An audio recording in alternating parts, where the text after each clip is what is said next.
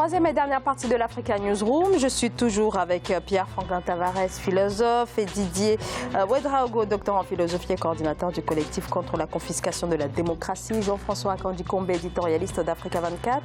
Sans plus tarder, le zoom.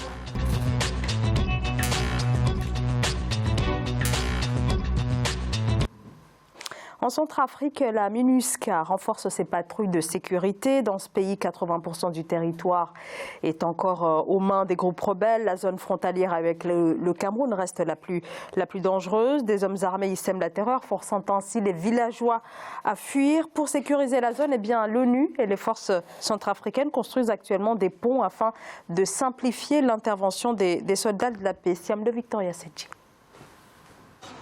La MINUSCA, mission multidimensionnelle intégrée des Nations Unies pour la stabilisation en Centrafrique, finance la construction de ponts en béton pour faciliter l'intervention de ses troupes dans le pays. L'opération a eu lieu dans les villages de Gamboula et de Noufou, près de la frontière avec le Cameroun. Ces régions, riches en or et diamants, font parfois l'objet de menaces par des hommes armés. This area, from Gamboula to Dilapoko. Cette région, de Gamboula à Bilapoko, est recouverte d'une épaisse forêt et nos troupes ici travaillent avec des armements petits calibres de poids lourds, énormes, pour lesquels nous avons besoin de ponts en béton et ciment afin que nous puissions passer sans encombre de Gamboula vers Bilapoko et de Bilapoko vers Noufou. La construction de ces ponts permettra aux forces centrafricaines et onusiennes une facile traversée des voies navigables assez rapidement et en toute sécurité pour atteindre les communautés. Les habitants se disent rassurés. Leurs activités pourront également aller bon train. Grâce au pont-là, la MINUSCA maintenant est basée au niveau de Dilapoko pour sécuriser la population.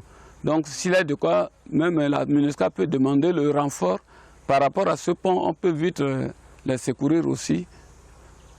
Donc le pont là, je vois vraiment une grande nécessité. Secouée par des conflits armés depuis 2013, la Centrafrique peine à retrouver la stabilité malgré les séries d'accords de paix signés entre le gouvernement et les rebelles. Le massacre de près d'une trentaine de personnes le 21 mai a fait planer le doute sur tout aboutissement de l'accord de paix négocié le 6 février 2019 à Khartoum, au Soudan. Donc la MINUSCA, 1200 casques bleus sur l'ensemble du territoire centrafricain. Jean-François Akanji-Kombe, comment expliquer que toutes les missions sur place échouent et quel regard portez-vous sur cette initiative autour des villes de ces villages, des zones effectivement de forte insécurité? D'abord, Zara, une rectification, ce n'est pas 1200 Pardon, excusez-moi, 12 000, pardonnez-moi. Bon, oui. 12 000 hommes en République centrafricaine. Ce que je pense de ces opérations-là, qui se situent sur l'axe Bangui-Douala, en Cameroun, c'est avec tristesse que je suis obligé de dire que c'est de la poudre aux yeux et que c'est de la diversion. Aujourd'hui, la République centrafricaine est dans une situation explosive.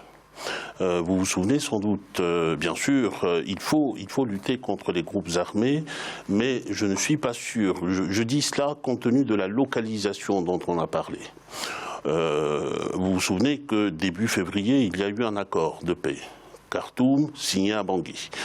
Cet accord de paix, nous nous trouvons maintenant 4 mois plus tard, et c'est un accord de paix qui était accompagné d'un calendrier qui situait les mesures à prendre dans les 30 jours, les 60 jours et les 90 jours. Nous sommes très au-delà de cela, et cet accord de paix n'a pas été mis en œuvre, ou en tous les cas, les seuls éléments qui ont été mis en œuvre sont des éléments favorables aux groupes armés. C'est la nomination des chefs des groupes armés comme ministres, comme conseillers à la présidence, dans le cabinet du président de l'Assemblée nationale, dans le cabinet du Premier ministre, etc. Et puis c'est la reconnaissance à ces groupes armés-là de la qualité de chef de zone ou en tout cas de patron de groupements militaires tels que Ali Darassa, qui est un mercenaire étranger. Il se trouve aujourd'hui être élevé au rang de général 4 étoiles et il commande une très très vaste zone. C'est l'officialisation de leur l'emprise sur le territoire. Et pourquoi je dis que c'est de la poudre aux yeux? Parce que depuis quelque temps, il y a des mouvements de la population en République centrafricaine contre la nomination de ces chefs-là des groupes armés, contre le fait que ce soit les groupes armés qui viennent patrouiller un peu sur le mode que l'on connaît au Mali, notamment, qui viennent patrouiller là où ces mêmes hommes-là ont tué. Et il y a des manifestations régulières et un climat aujourd'hui à Bangui qui est un climat sécuritaire et extrêmement tendu parce que le pouvoir est dans une forme de fuite en avant dans la relation avec les groupes armés. Et il faut situer tout cela également à l'échéance électorale qui est fin 2020. Fin 2020, il y a le renouvellement des élections. Et imaginez dans un pays où un accord a été signé entre le chef de l'État et les groupes armés seulement, et où ils contrôlent 80% du territoire, essayez d'imaginer. Et donc, tout ceci a débouché, vous avez dit, ce qui aujourd'hui met le feu en République centrafricaine, c'est qu'après cet accord, dans la zone que vous avez citée, il y a un groupe armé, le FDCP, je crois d'Abdoulaye Miskine, qui avait bloqué la route. C'est une entrave aux échanges économiques. Entre-temps, celui qui a été élevé au rang de général d'armée a massacré. Il y a eu plus d'une centaine, plus de 120 morts vers Mobaye, c'est-à-dire à la frontière avec la RDC, jusque dans le sud. Et il y a eu les morts de Pawa, dont on a parlé tout à l'heure, et assassinés de façon ignoble par un des chefs de guerre, Sidiki, qui a été nommé conseiller du Premier ministre. Or, la MINUSCA, contre ces deux-là, n'a jamais rien fait, jusqu'à ce jour n'a rien fait. Et il va construire des ponts ailleurs, alors que son mandat, c'est la sécurisation des populations. Et j'en terminerai par là, il faut savoir quand même, je finis par là, qu'il y a quelques jours, un front uni pour la défense de la nation a été créé en République centrafricaine, et c'est assez rare pour être souligné, qui comprend l'essentiel de la société civile, tous les partis sauf le parti de gouvernement et deux partis qui le soutiennent. C'est pour ça que je dis que l'ambiance est assez explosive et il faudrait peut-être que ceux qui nous écoutent là et qui sont au pouvoir en tiennent compte pour qu'il n'y ait pas une nouvelle déflagration demain. Pierre-Franklin Tavares. On peut être surpris, madame, à entendre le commentaire et l'analyse, je dirais, stratégique que fait l'officier que nous avons vu et qui est d'une puérilité surprenante. Enfin, voilà qu'on nous explique que pour des militaires chevronnés, pour la plupart tanzaniens, au nombre qui a été indiqué tout à l'heure, ont besoin non pas de ponts en bois, parce que ceux-là sont destructibles assez facilement par les groupes armés, mais désormais de ponts en béton armé, et ça devrait leur faciliter la mobilité. Mais enfin, de quoi parle-t-on? Pour ceux qui connaissent un peu la question militaire, cela peut prêter à sourire. Je crois véritablement qu'il y a là une sorte de désinvolture de la part de la MINUSCA. Je pense qu'il y a un manque de considération du peuple centrafricain qui est désormais livré à lui-même parce qu'il ne lui reste entre les mains qu'un semblant d'État. Vous avez rappelé, monsieur, tout à l'heure, comment les gouvernements se composaient, comment ils se décomposaient, qui y entrait et qui en sortait. La moindre notion de science politique devrait nous interdire d'imaginer un schéma pareil. Et puis enfin, la zone dont nous parlons, je rappellerai quand même, parce qu'il m'a été donné en 2005 de séjourner assez longuement en Centrafrique, et j'ai eu entre les mains l'ensemble des minéraux, des minerais dont dispose la Centrafrique. 450 minerais. Et ce n'est pas un hasard. Samir Amin a justement dit dans un de ses ouvrages fameux, les guerres s'opèrent là où il y a de la richesse. Et là, en l'occurrence, la zone dont nous parlons concerne l'or et le diamant. Une zone très stratégique, voilà, exactement. Didier. Vous voyez-vous. Didier. Donc, il n'y a pas de hasard. Le banditisme lui-même, politique, dont nous avons parlé tout à l'heure, se greffe aussi à ces zones riches. Et comment voulez-vous que les grandes firmes travaillent pour un État? Comment voulez-vous qu'on n'envoie pas... comment voulez-vous obtenir des résultats si on n'envoie pas les meilleurs soldats des Nations Unies dans ces zones-là? Et puis enfin, il faut surtout que les Centrafricains eux-mêmes dessinent un projet pour leur propre pays, ce qui est loin d'être le cas aujourd'hui. Didier Ouedraogo.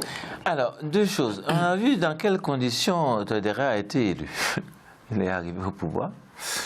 C'est en réalité, il ne peut rien faire, il n'a rien réglé jusqu'à présent, et même à la limite, son positionnement donc, sur l'échiquier national à donner davantage donc, de poids à l'opposition. Mieux, tout ce débarquement donc, de la MINUSCA là, pose un réel problème sur tout le dispositif de l'ONU dans le monde entier, là où en fait il y a des questions de guerre. C'est vraiment une question importante, pas seulement pour la Centrafrique, mais pour toutes les unités où on trouve, tous les pays pardon, où on trouve des unités de ce genre. En réalité, on ne voit pas comment ces unités-là, dans la patrouille, dans leur travail, protègent les populations de ce qui est essentiel. Et ça pose un véritable problème, c'est-à-dire que dans nos continents, nous n'avons même pas d'armée réelle sur le continent qui puisse régler à la place. Et donc, les mandats qui sont posés là sont des mandats d'ailleurs, c'est des mandats étrangers. C'est bien ce que je dis. C'est une véritable question. On ne peut pas déléguer là. Il y a une question, sécurité. il y a une question qui intéresse l'Afrique dans son ensemble et qui se rejoint un peu la question guinéenne tout à l'heure. En République centrafricaine, la Constitution a vu l'accord de Khartoum qui lui a été substitué. La nouvelle Constitution centrafricaine, c'est en réalité la volonté des groupes armés dans cet accord qui est en train de s'appliquer et il y a là quelque chose qui interroge fortement de la part d'un président qui est revenu avec le retour à l'ordre constitutionnel et qui a été élu en vertu de la volonté des Centrafricains. Il y a là une illégitimité, un processus d'illégitimité qui est en train de se construire et je crains qu'on en tire les conséquences bientôt. Merci beaucoup à tous les trois. On arrive à la fin de cette émission. Un grand merci à vous, Jean-François Kandji-Kongé, éditorialiste d'Africa 24. Merci à vous, Pierre-Franklin Tavares, philosophe. Didier Ouedraogo, merci. Merci de m'avoir invité. Je rappelle que vous êtes docteur en philosophie et coordinateur du collectif contre la confiscation de la démocratie. Et merci à vous, bien sûr, de nous avoir suivis. Merci de votre fidélité. Rendez-vous demain. Très belle soirée.